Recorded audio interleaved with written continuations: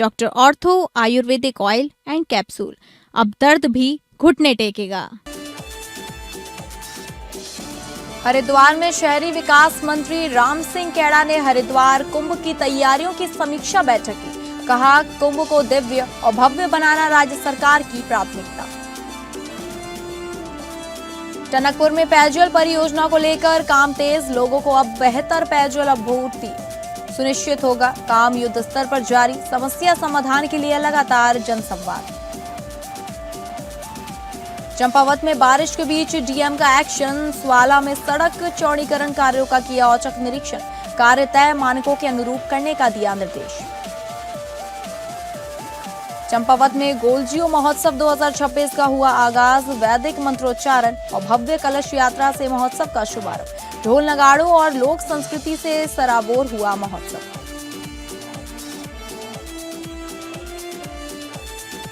नमस्कार, आप सभी का स्वागत है उत्तराखंड बुलेटिन में। मैं हूं आपके साथ अंकिता सिंह। शुरुआत करेंगे बुलेटिन की, जहां स्वाला क्षेत्र में जारी सड़क चौड़ीकरण और सुधार कार्यों को लेकर जिला प्रशासन पूरी तरह सतर्क नजर आ रहा है। बारिश के बीच जिलाधिकारी मनीष कुमार ने मौके पर पहुंचकर निर्माण कार्यों का स्थलीय निरीक्षण किया और व्यवस्थाओं का जायजा लिया। निरीक्षण के दौरान डीएम ने सड़क निर्माण की प्रगति, गुणवत्ता, तकनीकी मानकों और सुरक्षा उपायों की बारीकी से समीक्षा की। उन्होंने साफ निर्देश दिए कि कार्य तय मानकों के अनुरूप और उच्च गुणवत्ता के साथ तेजी से पूरा किया जाए, ताकि आम जनता को बेहतर और सुरक्षित आवागमन की सुविधा मिल सके। बारिश के चलते संभावित दिक्कतों को देखते हुए जिलाधिकारी ने यातायात प्रबंधन पर विशेष जोर दिया। उन्होंने अधिकारियों को निर्देशित किया कि निर्माण कार्यों के दौरान किसी भी स्थिति में मार्ग बाधित न हो और यातायात सुचारू रूप से चलता रहे। सुरक्षा को प्राथमिकता देते हुए डीएम ने हिल साइड में मजबूत बेंच निर्माण और डाउन साइड में सेफ्टी वॉल बनाने के निर्देश दिए, जिससे सड़क की मजबूती के साथ यात्रियों की सुरक्षा भी सुनिश्चित हो सके। निरीक्षण के दौरान राष्ट्रीय राजमार्ग विभाग और कार्यदायी संस्था के प्रतिनिधि भी मौके पर मौजूद रहे। कुल मिलाकर जिला प्रशासन की सख्ती के बीच स्वाला में सड़क चौड़ीकरण कार्य अब गुणवत्ता और समयबद्धता के साथ आगे बढ़ाने पर जोर दिया जा रहा है। एक ही बरसात में यह डेंजर जोन 15-15 दिनों के लिए बंद हो जाया करता था, जो जिलाधिकारी जी के प्रयासों से एवं मुख्यमंत्री जी के प्रयासों से सुचारू चल रहा है। यहां पर बंद होने पर पिथौरागढ़, धारचूला और कैलाश तक सामान महंगा हो जाया करता था, जो अब यथावत सुचारू बना हुआ है एवं सभी को इन प्रयासों से लाभ मिल रहा है।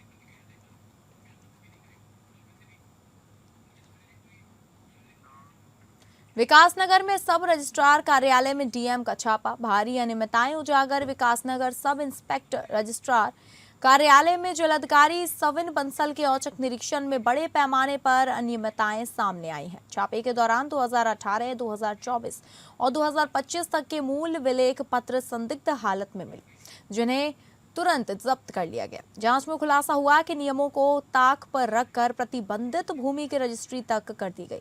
इसके अलावा धारा 47A के तहत स्टाम्प शुल्क चोरी के 47 मामले भी पकड़े गए, जिसे बड़ा वित्तीय घोटाला माना जा रहा है। कार्यालय में रिकॉर्ड में गड़बड़ी, पारदर्शिता की कमी और प्रक्रियाओं के उल्लंघन जैसी गंभीर खामियां भी मिली। डीएम सविन बंसल ने सख्त रुख अपनाते हुए कहा कि वर्तमान ही नहीं, पूर्व में तैनात सभी सब रजिस्ट्रार के कार्यकाल की गहन जांच होगी। दोषी पाए जाने पर कड़ी कार्रवाई की जाएगी।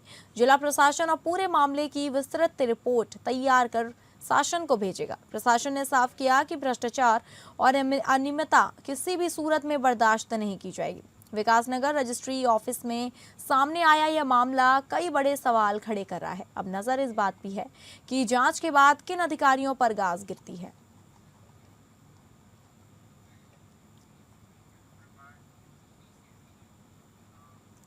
टनकपुर में बेहतर पेयजल आपूर्ति के लिए उत्तराखंड शहरी क्षेत्र विकास एजेंसी की महत्वाकांक्षी परियोजना पर काम तेजी से चल रहा है। इस परियोजना को ठेकेदार कंपनी पूरा कर रही है। 3.5 साल की इस परियोजना का 1 साल का काम पूरा हो चुका है। शुरुआती सर्वे और डिजाइन के बाद अब जमीन पर टंकियों का निर्माण, नलकूप और पाइपलाइन बिछाने का काम युद्ध स्तर पर जारी है। पाइपलाइन बिछाने के कारण शहर के कुछ हिस्सों में सड़क खुदाई और धूल से लोगों को अस्थायी परेशानी हो रही है। हालांकि एजेंसी और कार्यदायी संस्था ने राहत के लिए कई कदम उठाए। लोगों की शिकायतें सुनने के लिए लगातार जनसंवाद किया जा रहा है। गड्ढों से राहत के लिए अस्थायी रोड ड्रेसिंग और जीएसबी से वैकल्पिक सड़कें बनाई जा रही हैं। सफाई के लिए विशेष हाउसकीपिंग अभियान चलाए जा रहे हैं। धूल रोकने को नियमित पानी का छिड़काव हो रहा है। प्रशासन का कहना है कि यह अस्थायी परेशानी भविष्य में बेहतर पेयजल सुविधा के लिए जरूरी है। परियोजना पूरी होने पर टनकपुर को स्वच्छ और निर्बाध पेयजल मिलेगा। फिलहाल काम जारी है और प्रशासन ने जनता से सहयोग की अपील की है। नमस्कार जी, मेरा नाम अजीत कुमार यादव है। मैं एसकेसी टेक्नोक्रेट की तरफ से हूँ, जो कंपनी अभी टनकपुर में वाटर लाइन सप्लाई की काम कर रही है। फिलहाल अभी हम कारके फॉर्म वार्ड नंबर 10 में हैं और यहाँ पे जाने के यहाँ पे काम कुछ समाप्त हो रखा है। हमारे साथ इस वार्ड के वार्ड मेंबर हैं और इनसे हम बातचीत करेंगे। इनसे जानेंगे कि इस वार्ड में क्या क्या दिक्कतें हुई, क्या क्या परेशानियाँ हुई और कितने अच्छे काम हुए। नमस्कार जी, हमारे साथ जुड़ने के लिए आप अपने इंटरव्यू दीजिए। तो मैं इस नगर पालिका क्षेत्र काकी फार्म वार्ड नंबर 10 का सभासद शैलेंद्र सिंह। यूपीडीए के द्वारा जो हमारे यहाँ पानी के पाइपलाइन का कार्य शुरू किया गया है, बहुत अच्छा शुरू किया गया। कंपनी द्वारा पहले इसको खोदा गया, तोड़ा गया, ऑफिस में पाइपलाइन चढ़ी और इन्होंने समय लगा, लेकिन इन्होंने इतना अच्छी तरह से पूरी इस रोड का। मैं एसकेसी टेक्नोक्रेट प्राइवेट लिमिटेड की तरफ से आया हूँ, जो कंपनी टनकपुर में पाइपलाइन की काम कर रही है, जो जल पूर्ति योजना के काम कर रही है। उसके द्वाराहाट के त्रिमूर्ति चौक पर केंद्रीय विद्यालय के संचालन की मांग को लेकर चल रहा अनशन 24वें दिन भी जारी है। आमरण अनशन का आज 12वां दिन है। प्रशासन ने स्वास्थ्य परीक्षण के लिए आमरण अनशन पर बैठे नवीन मैलानी को अनशन स्थल से हटा दिया। उनका आमरण अनशन का 6वां दिन था। उनके स्थान पर अब गोविंद अधिकारी आमरण अनशन पर बैठ गए हैं। द्वाराहाट में स्वीकृत केंद्रीय विद्यालय का अब तक संचालन शुरू न होने से स्थानीय जनता में आक्रोश है। इसी को लेकर पिछले 24 दिन से अनशन और 12 दिन से आमरण अनशन चल रहा है। कल नगर में गर्जना रैली भी निकाली गई है। अनशनकारियों ने चेतावनी दी कि अगर मांग जल्द नहीं मानी गई और इसी सत्र से कक्षाएं शुरू नहीं हुई तो आंदोलन और उग्र किया जाएगा। सूत्रों के मुताबिक जमीन हस्तांतरण को लेकर तकनीकी मंत्री धन सिंह रावत ने हस्ताक्षर कर फाइल तकनीकी सचिव को भेज दी है।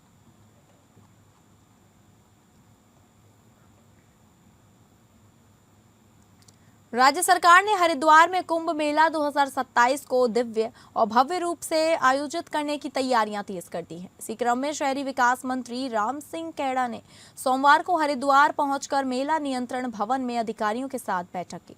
बैठक में कुंभ के दौरान बुनियादी ढांचे के विस्तार के लिए चल रहे निर्माण कार्यों की प्रगति और विभिन्न व्यवस्थाओं की तैयारियों की समीक्षा की गई। मंत्री ने सभी विभागों को कुंभ से जुड़े काम समय पर पूरा करने के निर्देश दिए। बैठक में मेला अधिकारी सोनिका, नगर आयुक्त नंदन कुमार, अपर मेलाधिकारी दयानंद सरस्वती समेत राज्य और केंद्र सरकार के विभिन्न विभागों के अधिकारी मौजूद रहे। कैबिनेट मंत्री राम सिंह कैड़ा ने कहा कि कुंभ में आने वाले श्रद्धालुओं को किसी तरह की असुविधा न हो, इसके लिए व्यवस्थाओं का जायजा लेने और कार्यों की समीक्षा करने वे हरिद्वार आए हैं। उन्होंने बताया कि कुंभ के कार्य तेजी से चल रहे हैं और कई विभागों ने 60 से 70% काम पूरा कर लिया है। उन्होंने दोहराया कि इस कुंभ को दिव्य और भव्य बनाना राज्य सरकार की प्राथमिकता है। देखिए, जो हमारा कुंभ है, इसको हम कुंभ कहेंगे, अर्थ कुंभ नहीं, कुंभ है। कुंभ की तैयारी को लेकर के आज यहाँ पर हरिद्वार में समीक्षा बैठक मैंने रखी थी, जिसमें पीडब्ल्यूडी से लेकर के पेयजल निगम, जल संस्थान और जल निगम, रोडवेज, बिजली से लेकर के सभी विभाग यहाँ पर मैंने बुलाए थे। और हमारी सरकार माननीय पुष्कर धामी जी के नेतृत्व में इस कुंभ मेले को ऐतिहासिक बनाने की तैयारी में लगी है। निश्चित रूप से मैंने सभी विभाग के अधिकारियों को यहाँ पर इसलिए बुलाया था कि मेले के दौरान किसी भी, यानी कि जो बाहर से यहाँ पर तीर्थयात्री आते हैं, हमारा तीर्थ स्थल है।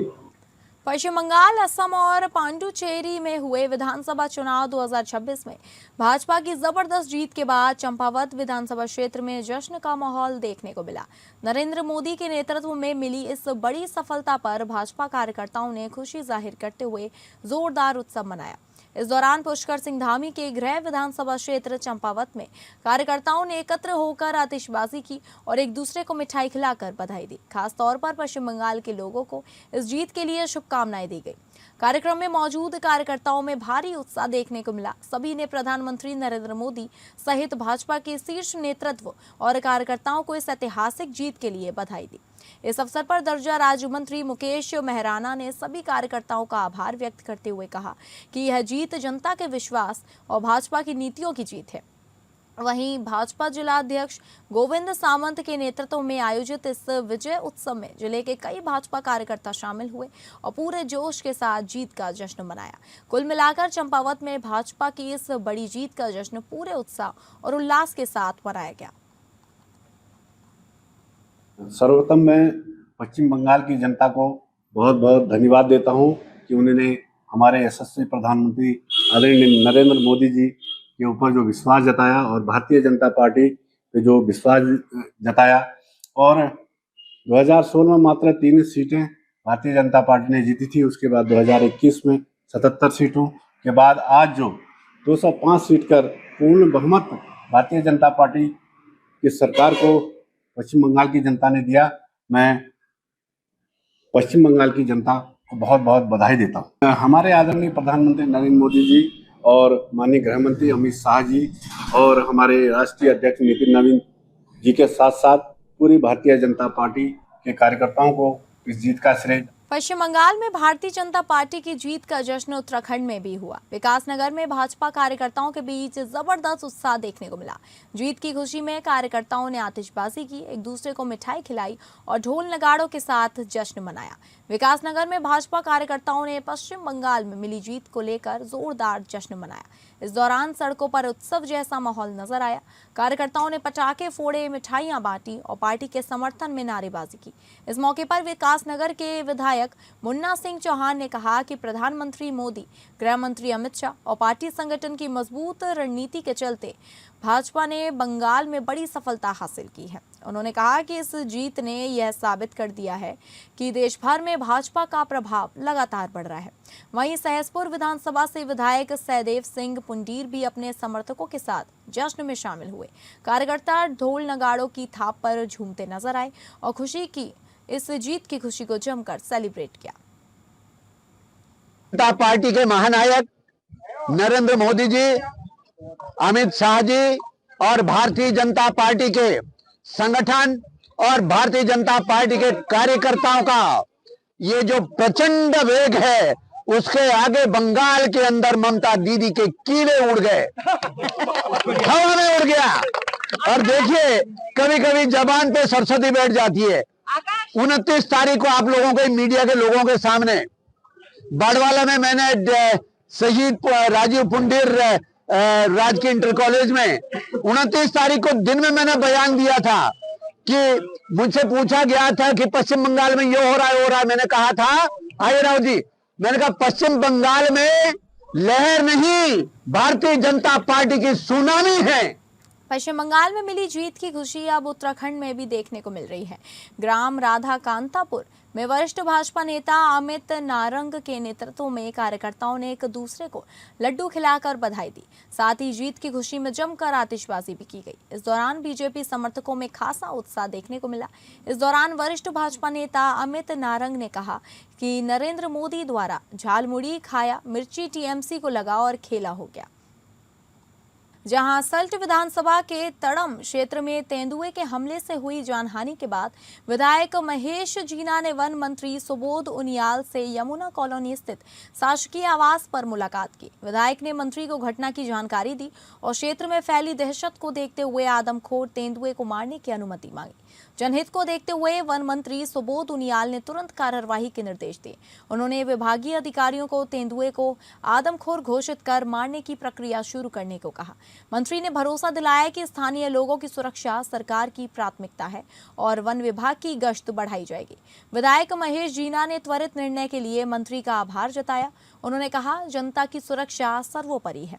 इस आदेश के बाद वन विभाग की टीम तेंदुए को ढेर कर ग्रामीणों को खौफ से निजात दिलाएगी। तड़म गांव में तेंदुए के हमले से एक व्यक्ति की मौत हो गई थी, जिसके बाद से इलाके में दहशत का माहौल है।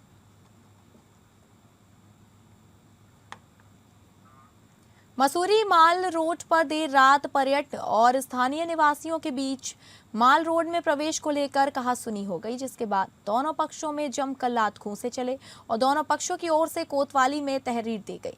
देर रात दिल्ली से आए पर्यटकों का वहां माल रोड के बैरियर पर खड़ा था, जिसके कारण पीछे वाहनों की लंबी कतारें लग गई और कुछ स्थानीय लोगों द्वारा पर्यटकों से वाहन हटाने की बात कही गई, जिस पर दिल्ली से आए पर्यटक दंपति द्वारा स्थानीय लोगों पर जूते चप्पल से वार कर दिया गया।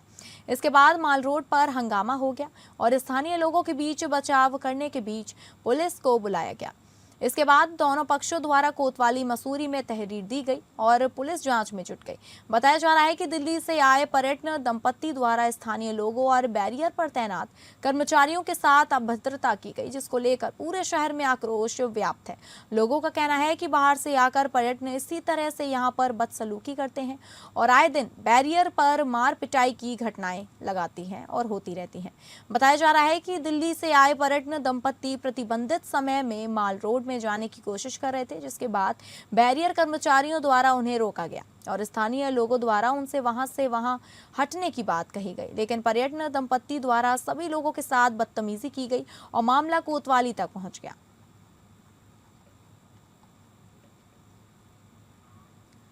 एसएसपी देहरादून के नेतृत्व में दून पुलिस को ऑपरेशन प्रहार के तहत बड़ी सफलता मिली है। सेलाकोई पुलिस ने दहेज हत्या के फरार आरोपी को गिरफ्तार कर लिया है। मामला सेलाकोई थाना क्षेत्र का है। आरोपी आरिफ अली ने दहेज में मोटरसाइकिल न मिलने पर अपनी पत्नी शाहीन बानो की चुन्नी से गला घोंटकर हत्या कर दी थी। हत्या छुपाने के लिए उसने बीमारी से मौत की झूठी कहानी गढ़ी हुई थी। 1 मई 2026 को मृतका के पिता लाल मोहम्मद निवासी लखीमपुर खीरी उत्तर प्रदेश के थाना सेलाकोई में दामाद के खिलाफ तहरीर दी गई। पुलिस ने तुरंत मुकदमा दर्ज कर जांच शुरू करी है। वहीं एसएसपी के निर्देश पर चल रहे ऑपरेशन प्रहार के तहत पुलिस टीम ने दबिश और मुखबिर की तंत्र की मदद से 3 मई 2026 को आरोपी आरिफ अली को सेलाकोई बाजार से गिरफ्तार कर लिया। पूछताछ में आरोपी ने बताया कि उसकी शादी 2025 में हुई थी। वह पत्नी के साथ सेलाकोई में किराए पर रहता था। दहेज में बाइक न मिलने और शक के चलते दोनों में अक्सर झगड़ा होता था। घटना वाले दिन विवाद बढ़ने पर उसने गुस्से में पत्नी की हत्या कर दी। फिलहाल पुलिस ने आरोपी को गिरफ्तार कर कानूनी कार्यवाही शुरू कर दी है। ऊधम सिंह नगर के जसपुर कोतवाली क्षेत्र में सुबह एमपी सिंह नर्सिंग होम के पास नहर में साइकिल के साथ एक व्यक्ति का शव मिलने से हड़कंप मच गया। सूचना पर पहुंची पुलिस ने शव को कब्जे में लेकर जांच शुरू कर दी है। मृतक की पहचान हीरा गार्डन जसपुर निवासी तरुण पुत्र ब्रजेश के रूप में हुई है। बताया जा रहा है कि तरुण शराब पीने का आदी था और अपने परिवार से अलग रहता था। प्रथम दृष्टया आशंका है कि शराब के नशे में वह नहर में गिर गया, जिससे उसकी मौत हो गई। फिलहाल पुलिस मामले की जांच कर रही है।